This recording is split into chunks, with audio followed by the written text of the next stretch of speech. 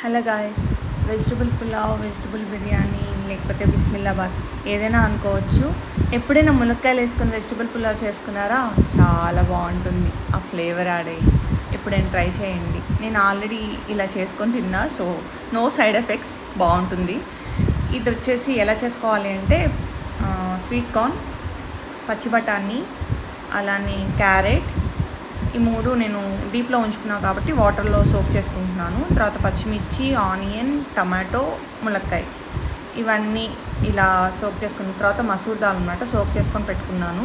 తర్వాత ఆయిల్ తీసుకున్న, కుక్కర్ తీసుకొని ఆయిల్లో ఫస్ట్ ఆనియన్ వేసాను. ఆనియన్ వేసిన తర్వాత ములక్కాయలు వేస్తాను అనమాట. ములక్కాయలు వేసిన తర్వాత అల్లం వెల్లుల్లి పేస్ట్ వేసుకొని కొంచెం వేగంగానే పచ్చిమిర్చి, టమాటో కూడా వేసేసుకొని అవి కొంచెం వేగిన తర్వాత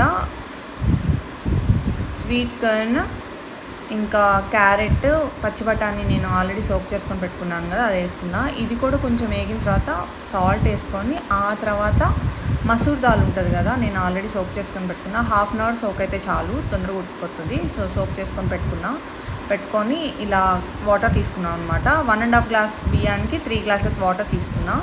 సో బియ్యం వేసేసుకొని కుక్కర్ పెట్టేసేసుకొని 2 విజిల్స్ వస్తే చాలు. 2 విజిల్స్ వచ్చేసిన తర్వాత ఆపేసిన తర్వాత చాలా ఫ్లేవర్ఫుల్గా సూపర్ ఉంటుంది బిర్యానీ.